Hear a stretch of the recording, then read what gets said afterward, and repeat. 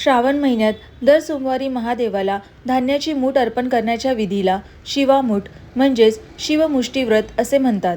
हे व्रत प्रामुख्याने नवविवाहित स्त्रिया लग्नानंतर पहिले 5 वर्ष करतात. तसेच काही स्त्रिया हे व्रत आजीवनही करतात.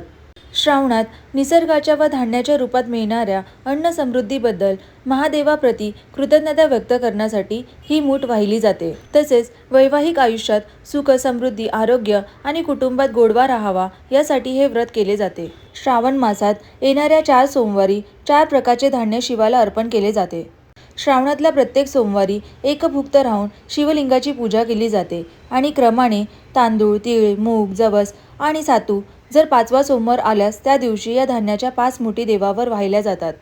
शिवलिंगावर शिवामूठ अर्पण करताना अंगठा हा वरच्या दिशेला असावा. शिवपिंडीला शिवामूठ ही कोरडी वाहिली जात नाही, म्हणून पाण्याच्या साहाय्याने शिवमूठ ही ओलसर करून 3 वेळा शिवपिंडीवर वाहावी. शिवमूठ वाहताना शिवा शिवा महादेवा, माझी शिवामूठ ईश्वरा देवा, मनातल्या इच्छा पूर्ण कर रे देवा असा मंत्र म्हणावा. शिवपिंडीवर वाहिलेले हे धान्य फेकून न देता त्याचा प्रसादही बनवू शकता, किंवा जर धान्य फार कमी प्रमाणात असेल तर ते स्वच्छ जागेवर पक्ष्यांसाठी अन्न म्हणूनही टाकू शकता.